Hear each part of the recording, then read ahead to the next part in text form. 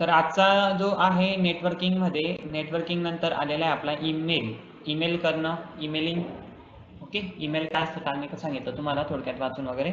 आज परत तोच कॉन्सेप्ट आपले होणार आहे, ज्याच्यामध्ये ई गव्हर्नन्सचे पण कॉन्सेप्ट आहे, ई गव्हर्नन्सचे पण आपल्याला घ्यावं लागेल, म्हणून ते कॉन्सेप्ट घ्यावा लागतोय. ठीक आहे, म्हणून ईमेल कशी बनवतात आज हे थोडक्यात समजेल तुम्हाला. ईमेल कशी बनवली जाते, ईमेलला कसा यूज केला जातो, बरोबर की नाही. मग तुम्ही सगळ्यांनी, आणि नवीन विद्यार्थ्यांना कळणार नाही, नवीन विद्यार्थ्यांना जे बनवलं आता आज एवढं शिकायचं तुम्ही की नवीन ईमेल कशी बनवतात. ठीक आहे, आणि ज्यांनी आपलं नाव स्वतःचं नाव दिलेलं नाही आहे ईमेलला, ज्यांना ईमेल बनवता येत नाही त्यांनी बघून घ्या कशी ईमेल बनवतात. ठीक आहे, ईमेलचा कसा यूज केला जातो, आणि तो स्वतः उद्याच्या दिवशी घरी प्रॅक्टिस करून तुम्ही तुमच्या ईमेलने ही मीटिंग ऍड करावी. ओके, चला पुढे. स्क्रीन शेअर झालेली तुम्हाला 2 मिनिट्स.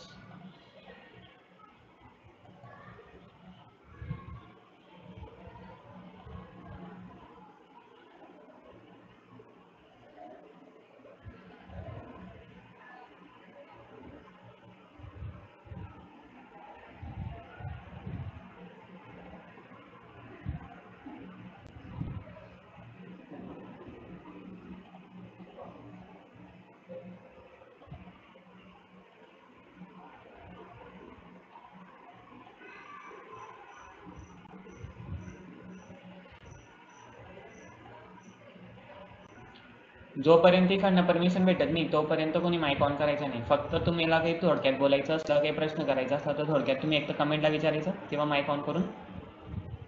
ओके,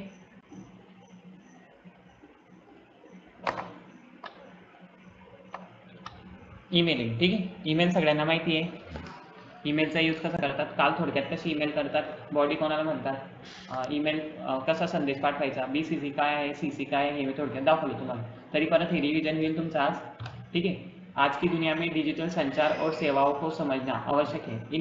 यह प्रस्तुति ईमेल, सोशल नेटवर्किंग और ईमेल गवर्नेंस जैसी बुनियादी कंप्यूटर अवधारणाओं पर गहराई से प्रकाश डालेगी, जिससे आपको डिजिटल परिदृश्य को बेहतर ढंग से समझने में मदत मिलेगी. याच्याने तुम्हाला इंटरनेट अजून छान पद्धतीने समजतं. ओके, तर मग नेटवर्किंग, ई गव्हर्नन्स काय आहे, ई मेलिंग काय आहे. ठीक आहे, ह्या गोष्टी तुम्हाला या चॅप्टरमध्ये भेटतात, जे की आलंच पाहिजे. ठीक आहे, प्रत्येक ठिकाणी हा कॉन्सेप्ट मोठा होऊन जातो. जर का तुम्हाला कोणी सांगितलं की ईमेल करावं कोणाला, एखादी संघटना किंवा एखाद्या, आता जेव्हा तुम्ही डिग्रीला जाणार, जेव्हा मोठ्या मोठ्या कॉलेजमध्ये जाणार, तिथं प्रत्येक गोष्टीसाठी काही ना काही ईमेल करावा लागतो सर्व लोकांना, आणि ते स्वतः सांगतात.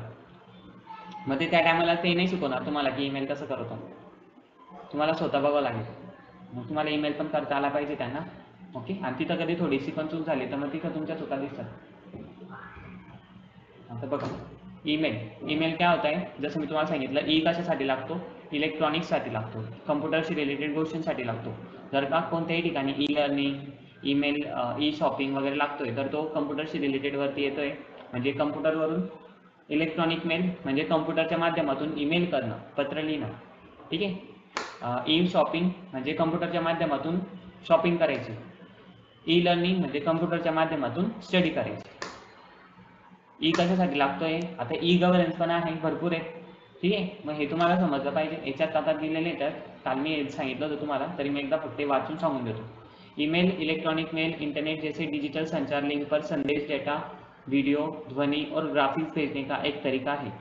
ईमेल काय आहे, इंटरनेटवरती डिजिटल संचार करायला म्हणतो आपण. जेव्हा ऑनलाईन पद्धतीने आपण कोणत्या कम्प्युटरला लिंक, संदेश किंवा डाटा पाठवणार, ग्राफिक्स पाठवणार, इमेज पाठवणार, त्याला आपण डिजिटल संचार, डिजिटल कम्युनिकेशन आपण असं म्हणतो.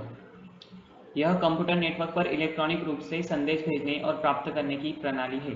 आज की ईमेल प्रणाली स्टोर एंड फॉरवर्ड मॉडल पर आधारित है, जहां ईमेल सर्वर संदेशों को स्वीकार करते हैं, अग्रेषित करते हैं, वितरित करते हैं और संग्रहित करते हैं. आता तुम्ही जेवढे पण ईमेल वापरतात ना, आणि जितके पण जण ईमेल वापरत असतील, तर तुमची ईमेल पहिले कोणी कधी पाठवली ना, तर डायरेक्ट ती तुमच्या मोबाईलमध्ये स्टोअर नाही होऊन जात. ती आधी तुमच्या सर्व्हरकडे स्टोअर असतं सगळं डाटा. म्हणजे तुमच्याकडे ईमेल पोहोचणे अगोदर तुमच्या सर्व्हरकडे जातो. सर्व्हर कोण, ज्याचा पण तुम्ही ईमेल बनवलेला आहे, समजा तुम्ही गुगलचा बनवलेला आहे तर गुगलचं सर्व्हर तुमच्या कम्प्युटरला अटॅच आहे समजा एक प्रकारे. जेव्हाही मी तुम्हाला ईमेल करेल तर माझा, जेव्हा समजून घ्या तुम्ही इंटरनेटशी कनेक्ट नसणार, तुमचं इंटरनेट बंद आहे. ठीक आहे, जर का इंटरनेटला तुम्ही कनेक्ट असले ऑन आहे तुमचं इंटरनेट, आणि मी जर का ईमेल केला तर लगेच तुम्हाला तो ईमेल शो होईल. बरोबर. पण जेव्हा तुमचं इंटरनेट बंद असेल आणि तो मेसेज तुम्हाला दिसेल का मी पाठवलेला, पण माझ्याकडनं सेंड झालेला असेल तो, पण तुम्हाला दिसेल का तो, मग तो तोपर्यंत कुठे सेव्ह आहे, तोपर्यंत ज्याची तुम्ही ईमेल बनवली आहे, जो तुमचा सर्व्हर आहे त्या ईमेलचा, त्या सर्व्हरकडे तो डाटा पेंडिंग असतो. जसं की तुम्ही इंटरनेटला ऑनलाईन येतात तसं तो सर्व्हर तुम्हाला SMT प्रोटोकॉलने तो दिलेला मेसेज तुमच्यापर्यंत सेव्ह करून दिला, म्हणजे तुमचा पूर्ण बॅकअप इथं सर्व्हरकडे असतो. कळतंय सगळ्यांना? म्हणजे तुम्ही किती ईमेल करा, कोणाशी बोला, तो सगळा डाटा त्या सर्व्हरकडे सुद्धा एक कॉपी असते त्याची. ठीक है। सेकेंड, ईमेल उपयोगकर्ताओं को पारंपरिक फोन या ईमेल सेवाओं की तुलना में कम से कम समय और नाममात्र लगता पर एक दूसरे से संवाद करने की अनुमति देता है। उपयोगकर्ता अपने ईमेल ऑफलाइन भी पढ़ सकते हैं। उपयोगकर्ता अपने ईमेल ऑफलाइन भी पढ़ सकते हैं. ठीक आहे. आपली जी काही ईमेल आहे तिला ऑफलाईन कसं वाचता येईल, ऑफलाईन भी पढ़ सकते हैं. असं नाही आहे की त्या ईमेलला बघण्यासाठी प्रत्येक वेळेस नेट आवश्यकच असेल. जर का तुम्ही नेट ऑन केलं, ओके, बंद करून टाकला, आता समजा मी तुम्हाला मेसेज टाकला तेव्हा तुम्ही इंटरनेटला ऑन नव्हता आणि तुम्ही नेट ऑन केलं काही दुसऱ्या कारणामुळे, तुम्ही ईमेलला गेला नाही, पण तो मेल तुमच्या मोबाईलवरती येऊन जाईल. आणि जेव्हा तुमचं परत इंटरनेट चालत जाईल आणि इंटरनेट गेल्यावरती जरी तुम्ही त्याच्यावर गेला तर असं नाही की त्या टायमावरती तुम्हाला इंटरनेटची आवश्यकता लागेलच. तो ईमेल तुमच्यापर्यंत पोहोचलेला असेल आणि तुम्ही त्याला बिना इंटरनेटवरती ऑफलाईनमध्ये सुद्धा बघू शकता. हे म्हणणं आहे त्यांचं. कळत असेल तुम्हाला माझं बोललेलं है ना. व्हॉट्सअपला कोणी मेसेज केला तुम्हाला, जसं तुम्ही नेट ऑन करणार तो मेसेज तुमच्यापर्यंत पोहोचून जाणार. व्हॉट्सअपचं पण तसंच आहे. जोपर्यंत तुमचा नेट ऑफ असतो तोपर्यंत डाटा पेंडिंग मध्ये असतो, मग तो डाटा असतो कुठे, व्हॉट्सअपच्या सर्व्हरकडे. कळते ना सगळ्यांना. मग जसं तुम्ही इंटरनेट ऑन करता तो मेसेज तुमच्यापर्यंत पोहोचतो त्या टायमाला. आणि समजा तुम्ही परत इंटरनेट बंद करून टाकले, ॲप ओपन करण्याच्या अगोदर असं असतं का की तो मेसेज तुम्हाला भेटणार नाही बघायला. हां, व्हिडिओ वगैरे असले तर ती व्हिडिओला वेगळीशी डाउनलोड करावं लागते. पण जर काही ईमेलची गोष्ट येते ना, तर ईमेलमध्ये लेटर असतं, टेक्स्ट असतं फक्त, तर त्या टेक्स्टला काही डाउनलोड करण्याची गरज पडत नाही. एकदा आला, नेट जरी बंद झालं तरी तुम्ही त्याला ऑफलाईनमध्ये बघू शकता, असं म्हणण्याचा प्रयत्न चालू आहे. कळत असेल माझं बोललेलं. कळतंय सगळ्यांना. ईमेल ह्या पद्धतीने आहे. पुढे ईमेलचे फायदे काय असतात. आपण एखाद्या फिजिकली लेटर पाठवण्याऐवजी जर का डायरेक्ट ईमेल करतोय तर त्याच्या अतिरिक्त मध्ये काय फायदे होतील आपले. लवकरात लवकर ईमेल जातो. पोस्ट ऑफिसमध्ये लेटर टाकावं लागेल, ठीक आहे, लेटर लिहावं लागतील, प्रिंट करून मग ते पाठवावं लागेल, काही दिवसाचं वाट बघावं लागेल, ठीक आहे, ते संदेश तिथपर्यंत पोहोचेल आणि मग कुठून तिथून रिप्लाय पण येईल, त्या रिप्लायचा पण वाट बघावं लागेल. पण इथं तसं नाही ना. इथं लवकरात लवकर ईमेल पोहोचतो, पण ज्या टायमाला सेंड केला त्याच टायमाला तिथं पोहोचतो आणि रिप्लाय पण आपण तिकडनं लगेच प्राप्त करू शकतो. म्हणून ईमेल प्रत्येका ठिकाणी यूज केला जातो. तेज वितरण, संदेशों को वितरण बहुत तेज होता है, लगभग तुरंत ही. कोणापेक्षा? जेव्हा डाकघर यूज व्हायचा, आता पण यूज होतं असं नाही आहे, ठीक है. किफ़ायती ईमेल भेजने की लागत लगभग मुफ्त है क्योंकि इसमें टेलीफोन और इंटरनेट सेवा प्रदाता ISP शुल्क की नगण्य राशी शामिल होती है. आता याच्यात ISPचा काय रूल आला. जर का तुम्ही ISP घेतलेला आहे, जर का तुम्ही इंटरनेटला, ISP सगळ्यांना समजत असेल, जर का तुम्ही इंटरनेट पॅकेज करतायत, रिचार्ज मारतायत, तरच तो तुम्हाला दिसेल ना. तरच तो तुम्ही इंटरनेटला कनेक्ट असेल तरच तुम्हाला ते सगळे मेसेज येतील. म्हणून ह्या गोष्टी येतील. आसानी से अनेक लोगों के भेजे फाइलें संलग्न करें. कोणाला फाईल पण सेंड करू शकता तुम्ही, फाईल पण घेऊ शकतात आणि इझिली आपण कोणालाही त्याच्यावरती मेसेज ईमेल करू शकतो. हे त्याचे फायदे आहेत. ईमेल की संरचना. ईमेलची संरचना कशी होती मी तुम्हाला सांगितलं. पहिला असतो विषय, नंतर असतो विषय म्हणजे सब्जेक्ट, प्रेषक म्हणजे प्रेषक का ईमेल पत्ता. आता ईमेल कोणाला करण्यासाठी तुम्हाला जास्त काहीच लागत नाही की तुम्हाला फोन नंबर लागेल, त्याचा आधार कार्ड लागेल, असं काहीच नाही. तुम्हाला फक्त त्याचा ईमेल असणं आवश्यक आहे. म्हणजेच ह्या वर्ल्डमध्ये, ठीक आहे, ईमेल फक्त काही तुमच्या स्पेसिफिक एरियामध्ये नसतो. तर तुम्ही वर्ल्ड वाईड वेबमध्ये किंवा कोणत्याही कंट्रीमधून कोणत्याही व्यक्ती जर का त्याचा ईमेल तुम्हाला माहिती असेल तर तुम्ही त्याच्यासोबत संवाद साधू शकता ईमेल सोबत. ईमेलला अशा पद्धतीने तयार केलेले आहे.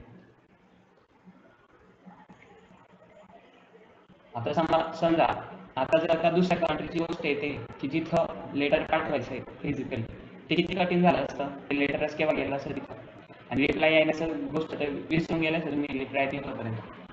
आणि इथं अशा ठिकाणी ईमेल वापरला जातो. समजा कोणती अमेरिकेची कंपनी आहे सायबर सिक्युरिटीची, तिथे तुम्हाला ईमेल करायचं की सर आमच्याकडे असं नॉलेज आहे, अशी स्किल आहे, आम्हाला तुमच्या कंपनीमध्ये काम करण्याची इच्छुक आहे आम्ही, ठीक आहे. तो तुम्हाला हा संदेश पाठवायचा, तर तुम्ही ईमेल करू शकता त्याला. त्या गोष्टीसाठी लिंक्डइन सारखे ऍप्लिकेशन यूज होतात, बघितलं का तुम्ही. आणि तिथं सगळ्यात मोठा विषय म्हणजे ईमेलचाच असतो की ईमेल पण एकदम फॉर्मॅटमध्ये एकदम प्रोफेशनल लागतं तिथं दिलेलं. तर ते सगळ्यांना जितकं तुमचं ईमेल चांगलं प्रोफेशनल तितक्या पद्धतीने तिथे इम्प्रेस करतात. म्हणून काही काही आता जेवढे विद्यार्थी आहे जे मुलं जॉब शोधतात, जॉबचे शोधत असतात, ज्यांना कंपनी ते ईमेल करतात अशा पद्धतीने. प्रत्येक कंपनीशी कधी कोणत्याही व्यक्तीशी, स्पेसिफिक व्यक्तीशी किंवा कोणत्या स्पेसिफिक संघटनेशी तुम्हाला जर संवाद साधायचा असेल की तुम्हाला त्यांचा ईमेल पत्ता माहिती असणं आवश्यक आहे. तसंच इंटरनेटवरती जर का कोणत्याही कम्प्युटर सोबत बोलायचं असेल तर त्यांना त्यांचा IP ॲड्रेस लागत होता. बिना IP ॲड्रेस किंवा कम्प्युटरचा एक्झॅक्ट लोकेशन किंवा एक्झॅक्ट त्यांच्यासोबत कम्युनिकेशन करता येईल का? येईल नाही ना. आता कारण IP ॲड्रेस हा एक ॲड्रेस आहे कम्प्युटरचा, ज्याच्यावरती कम्प्युटरचा शोध घेतला जातो आणि तेव्हा आपल्यापर्यंत तो मेसेज पोहोचतो. जसं मी इंटरनेटमध्ये तुम्हाला शिकवलं. आज केवढं शिकायचं ते नवीन विद्यार्थ्यांनी की ईमेल कसा बनवतात, बरोबर. मग याच्यात काही टाईप्स असतात ईमेलला, ह्या गोष्टीने बनवून गेले विषय म्हणजे सब्जेक्ट फॉर्म, ज्याचा ईमेल आहे त्याचा रिप्लाय टू ऑनमध्ये तुम्हाला टाकावं लागेल. रिप्लाय टू मध्ये उस ईमेल पर का निर्धारण करता है जिस पर जवाब भेजा जाएगा. समजा कोणी ईमेल पाठवले तुम्हाला तर रिप्लाय टू मध्ये तुम्ही ते टाका जे तुम्हाला रिप्लाय द्यायचा आहे ईमेलला. समजा तुम्हाला कोणता ईमेल आला तर त्या ईमेलच्या खाली रिप्लाय टू ऑप्शन भेटेल तुम्हाला, तर तिथं तुम्ही रिप्लाय करू शकता त्या ईमेलचा की त्यांनी दिलेला लेटरचा, त्यांनी दिलेला ईमेलचा तुम्ही रिप्लाय करणार. व्हॉइस क्लिअर येते ना?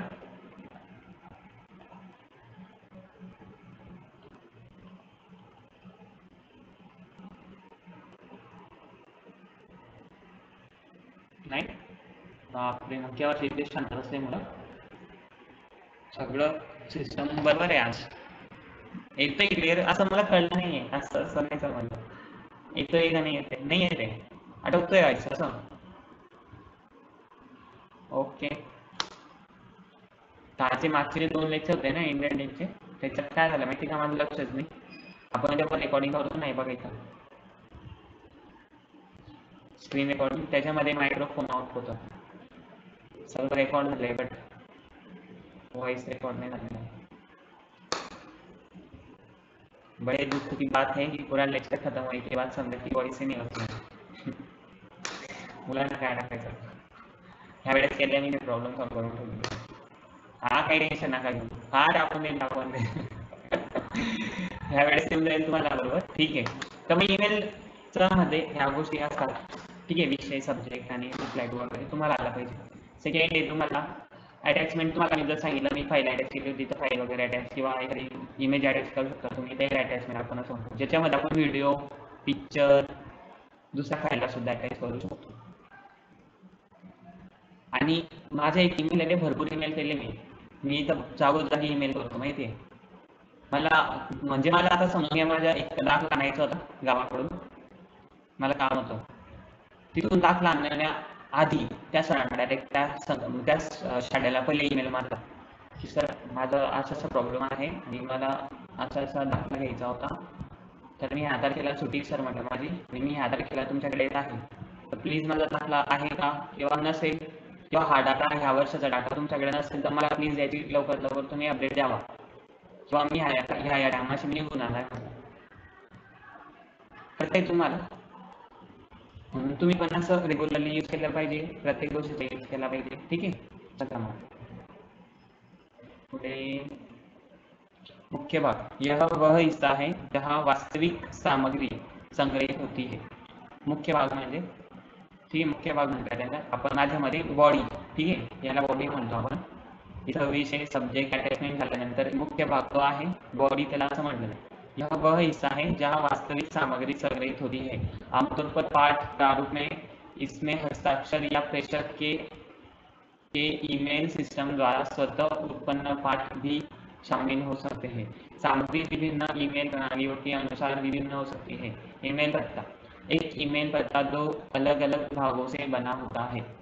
उस ईमेल सर्वर पर आपकी व्यक्तिगत पहचान या खाता नाम, उपयोगकर्ता नाम, उस ईमेल सर्वर कंप्यूटर का डोमेन नाम जिस पर आपका ईमेल खाता है।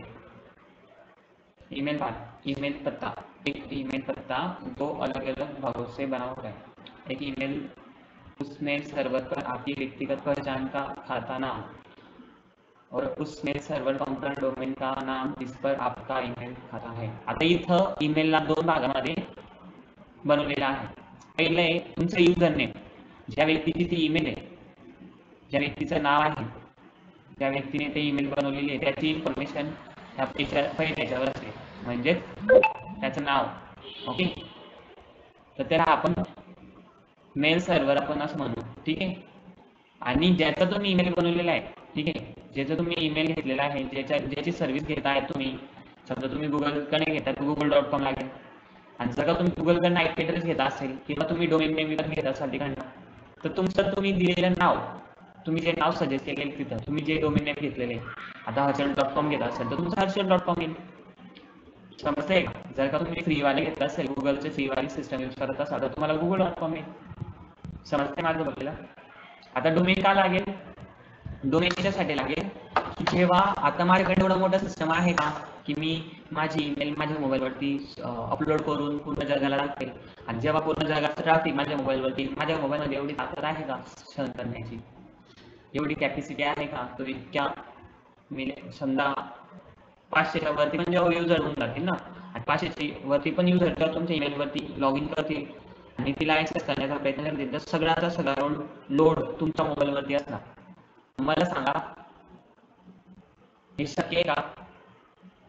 आणि तेच कधी आपण गुगलच्या सर्व्हरला दिलं की बाबा मला अशी वेबसाईट बनवायची, हा सगळा डेटा तुमच्याकडे ठेवा, माझ्या मोबाईलकडनं हे होणार नाही किंवा आमच्याकडे एवढी सिक्युरिटी नाही, ठीक आहे। मी जरी मला काही चार्ज करायला लागलं तर मी चार्ज करून देतो, माझी वेबसाईट तुमच्या सर्व्हरवरती होस्ट करा, कारण की ते विश्वसनीय आहे। गुगल जिथं दुनियाभरचे लोक त्यांची वेबसाईट तिथं होस्ट करतात, मोठे मोठे बिझनेस लोक त्यांची वेबसाईट होस्ट करतात, जिथं त्यांची वेबसाईट सिक्युअर पण असते। समजा कोणी त्यांच्या वेबसाईटवरती अटॅक जरी केला, डिवाइस झालं काही हॅकिंगचा हे पण असतं, तर ते तिकडनं तिला सिक्युअर करून घेतात, कळतंय सगळ्यांना? आणि जिथे मोठे मोठे सर्व्हर आहेत ना, त्या मोठ्या मोठ्या सर्व्हरला म्हणजे तुमच्या ईमेलचं हॅक करणं झालं किंवा तुमच्या ईमेलचं नाव घेणं झालं किंवा तिला क्रॅश करणं म्हटलं, म्हणजे तुमच्या मोबाईलला नाही तर त्या सर्व्हरला क्रॅश करणं, आणि ते सर्व्हरला क्रॅश करणं सोपी आहे का? मग ती कंपनी अशीच आहे का वरती एवढ्या? समजते मला बोललेलं? त्यांचे मोठे मोठे सिस्टम असतात, त्यामागे मोठे मोठे सिस्टम काम करतात। म्हणून आपण काय करतो, त्यांच्याकडून डोमेन नेम घेतो। म्हणून जेव्हा आपण तुम्हाला वेबसाईट बनवावी लागते ना, जेव्हा तुम्हाला स्वतःचं नाव घ्यावं लागतं, तेव्हा तुम्हाला त्या वेबसाईटसाठी डोमेन नेम हे पहिले विद्यार्थी घ्यावा लागतं। जर का तुम्ही डोमेन नेम नाही घेतलं आणि डायरेक्ट अशी वेबसाईट तुम्ही कधी होस्ट करायची म्हटली, तर तुमच्या मोबाईलवर काय आहे माहिती का, तिथं तुम्हाला आयपी ॲड्रेस टाकावा लागेल, वेबसाईटचं आयपी ॲड्रेस नाव आहे, कारण की तुम्हाला मी ते सांगितलं होतं, प्रत्येक वेबसाईटच्या मागे एक आयपी ॲड्रेस काम करतो। म्हणजेच प्रत्येक वेबसाईट कधी इंटरनेटवरती दिसते तर ती कशामुळे दिसते, कारण तिच्या मागे एक कम्प्युटर ऑन आहे। व्हॉइस क्लिअर येते सगळ्यांना? बोला बरं पटपट, सगळेजण डाऊनच करतात का समजत नाही असं सांगा मला, आहे ना? असं करायचं नाही की सर येते का म्हणून, हे उलट थांब नाही समजत मला, होय का नाही म्हणून असं की सर व्हॉइस येतोय, सर व्हॉइस नाही येते, येतोय ना?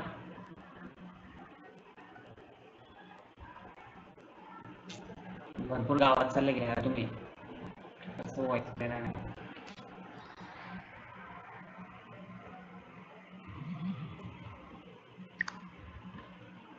मला हे सांगा, प्रत्येक वेबसाईट जी ऑन आहे इंटरनेटवरती, बरोबर, तर त्यामागे एक सर्व्हर काम करत आहे, बरोबर की नाही? एक सर्व्हर ऑन आहे त्यांच्या मागे, आणि त्या वेबसाईटला काही ना काही एक आयपी ॲड्रेस आहे, ठीक आहे। म्हणून जेव्हाही तुम्ही कोणतेही डोमेन नेम काढतात, सर्च करतात, तर त्याच्या मागे एक सर्व्हर काम करत असतं, आणि जेव्हा तुम्ही डोमेन नेम सर्च करता तर DNS ला रिक्वेस्ट जाते, DNS आयपी ॲड्रेस देतो, आणि आयपी ॲड्रेस मिळाल्यानंतर आपण त्या सर्व्हरला कनेक्ट होतो, आणि त्या सर्व्हरकडनं ती वेब पेज आपल्याला इथं आपल्या मोबाईलवरती मिळतं, बरोबर?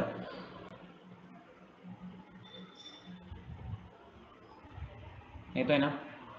इतक्या कसे कमेंट येत आहे?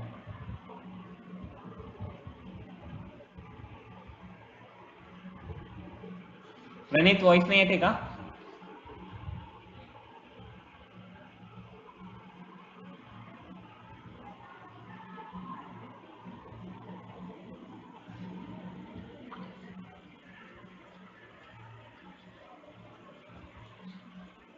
बेटा मैं तो हिंदी में पढ़ रहा हूँ, देखो ये तो मैं हिंदी में पढ़ रहा हूँ। अभी तुम्हें समझ रहा होगा कि मैं क्या बोल रहा हूँ यहाँ पे, कि ईमेल हेडर वगैरह मैंने अभी यहाँ पे तुम्हारे लिए ईमेल सारा जो इन्फॉर्मेशन है वो हिंदी में है, ठीक है, सिर्फ एक्सप्लेनेशन मराठी में है।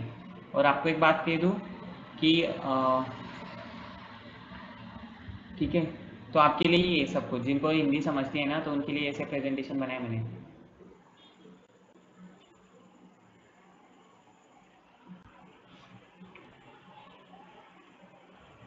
क्यों, आपको अंडरस्टँड नाही होती क्या मराठी बिलकुल? क्लिअर आहे ना ऋतिक? ठीक आहे. बाकीची मुलं दूरचे आहेत ना, त्यांना व्हॉइस नाही जाणार, असंच आहे. आणि प्रणितचा पण कालचा पण प्रॉब्लेम होता. प्रणित आज पण सांगतो की व्हॉइस क्लिअर नाही येते म्हणून. तर प्रणित थोडंसं बाहेर किंवा थोडं इंटरनेट नेटवर्कमध्ये येऊन बसत जा, म्हणजे जेणेकरून तुला चांगला व्हॉइस येईल. हां, तर लक्षात घ्या, डोमेन नेम इथं 2 भागामध्ये डिवाइड आहे. एक युजर नेम आणि एक डोमेन नेम. जे सिस्टम तुमचं सर्व्हर, ज्याचा डाटा ज्या सर्व्हरकडे बसलेला आहे त्या सर्व्हरचं तिथं नाव असतं, ठीक आहे. जेव्हा तुम्ही एखादं डोमेन नेम घेतात तर तुमचं एक स्पेशली स्टोरेज विकत घेतलं जातं तिथं सर्व्हरकडे, की ह्या नावाने हे स्टोरेज इथं ह्या सर्व्हरमध्ये एवढं स्टोरेज असेल. ते तिथं नसतं दिसेल, पण इथं बघा, तुम्ही जेव्हा डोमेन नेम घेणार, समजून घ्या मी डोमेन नेम .com घेतलं, ठीक आहे, इथं कुठे, गुगलच्या सर्व्हरकडे. तर गुगलच्या सर्व्हरकडे, ठीक आहे, माझा एक स्टोरेज डिव्हाइस फिक्स झालेला आहे जिथं मी माझा डाटा ठेवलेला आहे. तर मी जर का एखादा डोमेन नेम घेतो तर मला ईमेलसुद्धा मिळतो, कळतंय सगळ्यांना?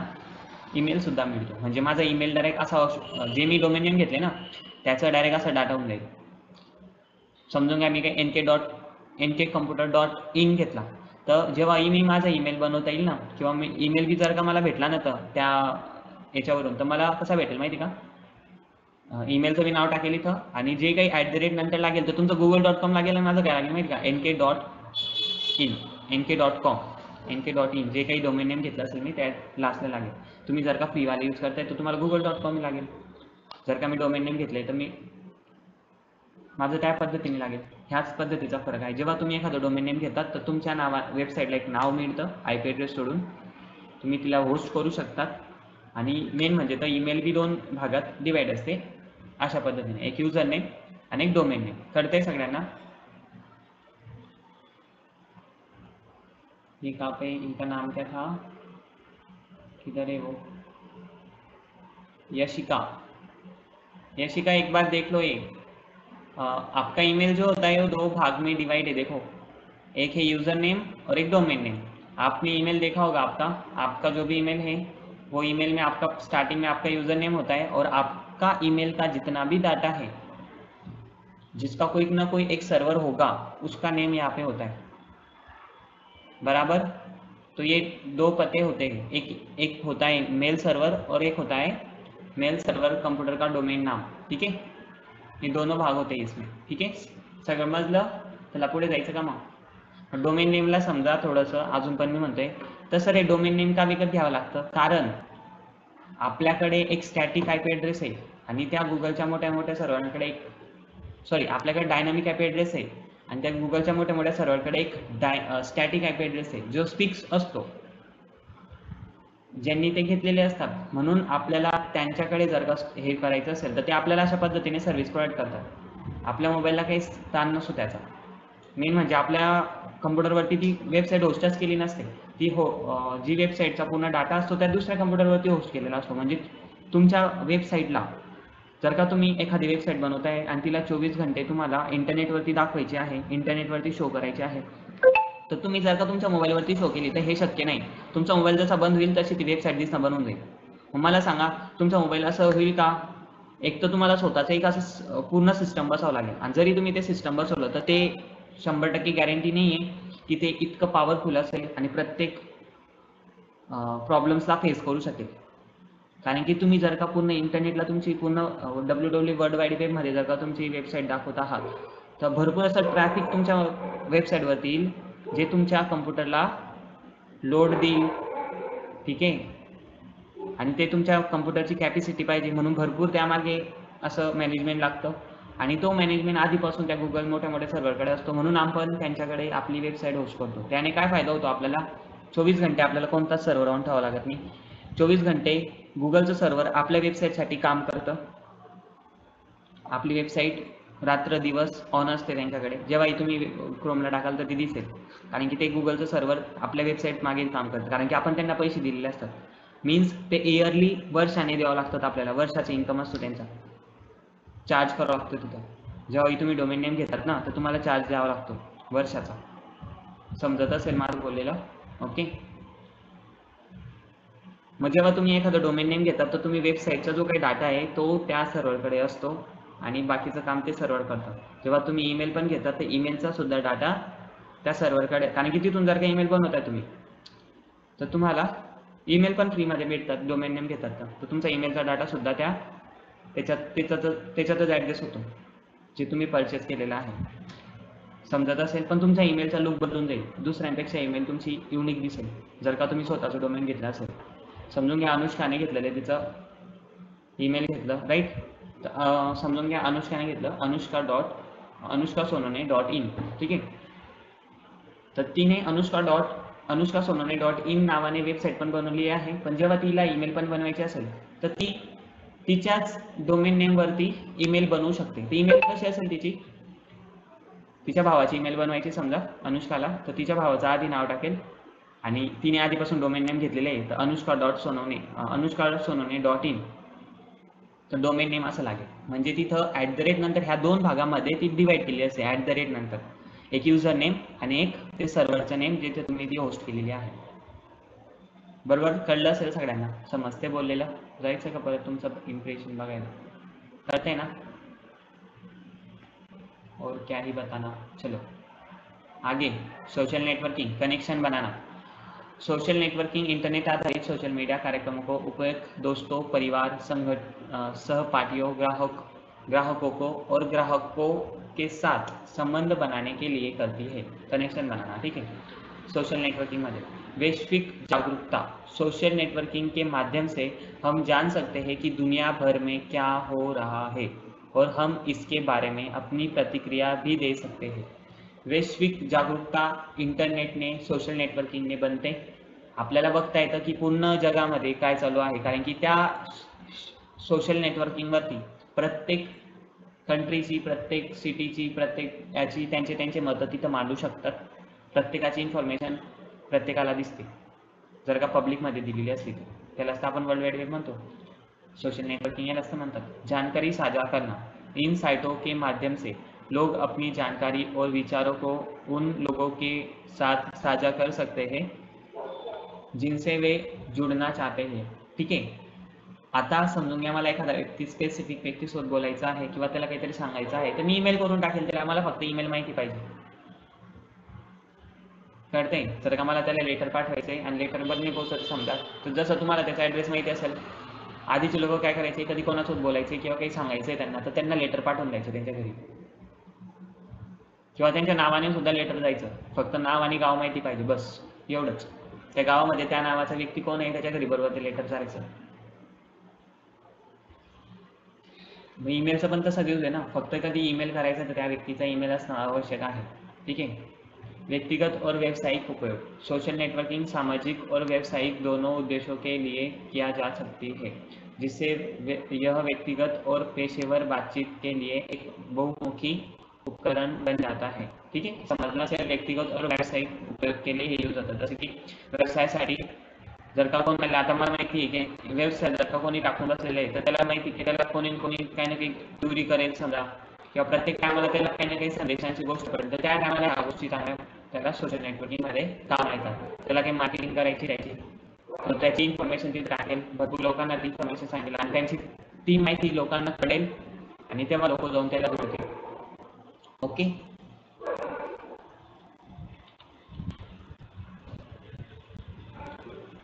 ई गव्हर्नन्स की अवधारणा. आता इसका नेम म्हणजे मेन पॉइंट तो यही पे आता है कि ई गवर्नेंस क्या है। तो इलेक्ट्रॉनिक तो ई समझ गया आपको सब लोग को, है ना, सगळ्यांना समजलं असेल ई गवर्नेंस काय आहे असं, ई कशासाठी लागतो म्हणून, ठीक आहे। मागच्या वेळेस पण मी सांगितलं होतं आणि या वेळेस पण मी परत एकदा रिपीट करेलेला, ठीक है। ई गवर्नेंस तात्पर्य सरकारी एजेंसी द्वारा सूचना प्रौद्योगिकी को जैसे इंटरनेट और मोबाइल कंप्यूटर के उपयोग से ही जिनमें नागरिकों को व्यवसाय और सरकार की अन्य शाखाओं के साथ संबंधों को बदलने की क्षमता है। ई गवर्नेंस के माध्यम से सरकारी सेवाएं नागरिकों को सुविधाजनक, कुशल और पारदर्शी तरीके से उपलब्ध कराई जाती कुशल और पारदर्शी तरीके से उपलब्ध कराई जाती है। ई गवर्नेंस का दायरा सरकार से नागरिक G2C म्हणजे सरकार से नागरिक म्हणजे गव्हर्नमेंट टू कंझ्युमर, सी कसं आहे कंझ्युमरचं। आता फुल फॉर्म पण विचारला जाईल तुम्हाला ट्रिपल सी, लक्षात घ्या याचे फुल फॉर्म लिहून ठेवतो, लिहणार ना, इसके फुल फॉर्म लिख के रखना। G2C तर भरपूर आहे, G2B अजून कोण आहे, बस इतकंच आहे का, दोनच आहेत G2C आणि G2B, गव्हर्नमेंट टू कंझ्युमर आणि गव्हर्नमेंट टू बिझनेस, ह्या पद्धत आहे। आता याचं अवधारणा काय आपण बघू। ई गवर्नेंस का सबसे महत्वपूर्ण पहलू जो सरकार द्वारा नागरिकों को प्रदान की जाने वाली सेवाओं जैसे पोस्ट, चिकित्सा, शिक्षा, पंजीकरण, पासपोर्ट का वर्णन करता है। मीन्स जेव्हा एखादं कस्टमर आहे, ठीक आहे गव्हर्नमेंटचा, तर त्याला इंटरनेट सोबत जोडून देणं ह्या गोष्टीला आपण ई गव्हर्नन्स असं म्हणतो। मीन्स तुम्हाला पासपोर्ट बनवायचा आहे, तर तुम्ही गव्हर्नमेंटचे काय झाले, एक कंझ्युमर कस्टमर झाले, समजते तुम्हाला, तर तुम्ही त्यांना एक असं प्लॅटफॉर्म इलेक्ट्रॉनिक प्लॅटफॉर्म द्या ज्याच्या माध्यमातून ते असं नाही की त्यांना प्रत्येक वेळेस फिजिकली त्यांना यावं लागेल कोणत्या ऑफिसला आणि त्या गोष्टी बनावं लागेल।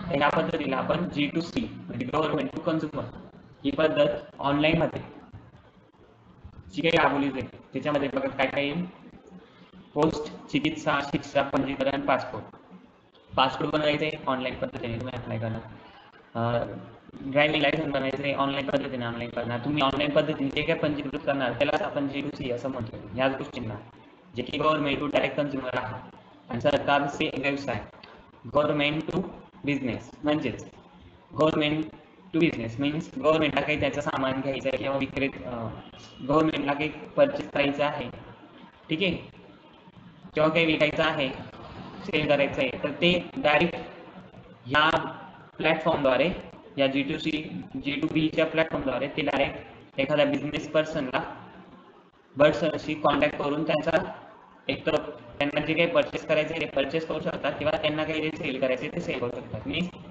त्यांचा जो काही व्यवहार चालू है आता मीन्स अब तेरा बगूंगा अपन सरकारी से व्यवसाय के सभी पहलुओं को शामिल करता है, जिससे सूचना और संचार प्रौद्योगिकी ICT का उपयोग करके कर भुगतान और धन की जांच शामिल है।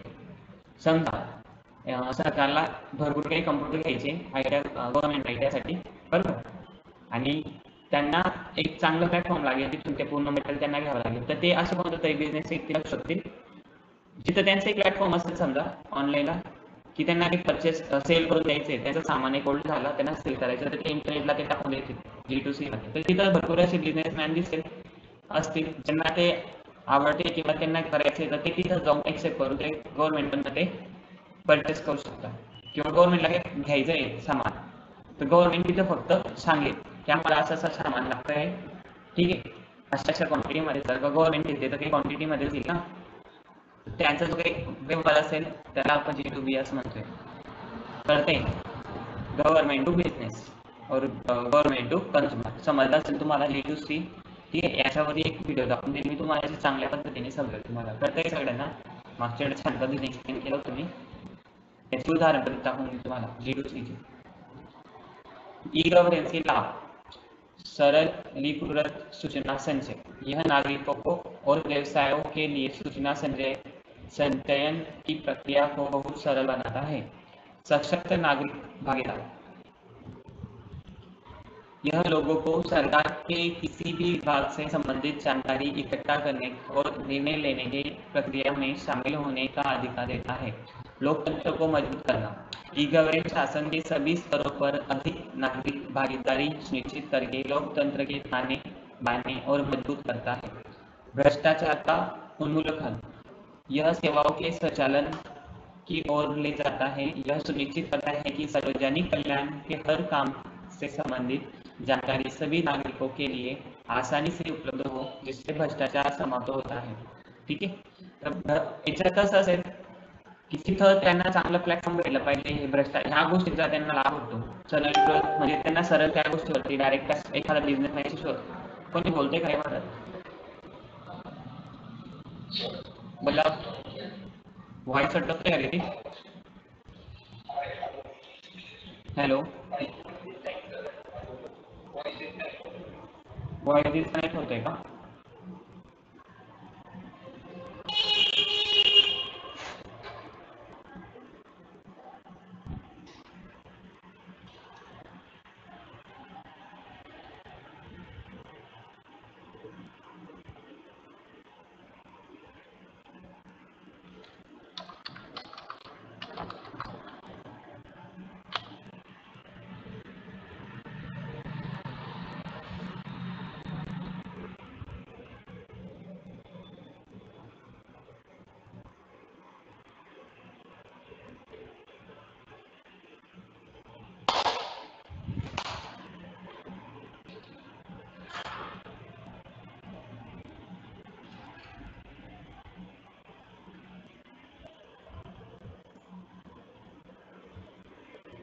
$3.28 MB/s बरोबर आहे ना रे? इंटरनेट ओके, भरपूर झालं एक सेविंग्स करण्यासाठी।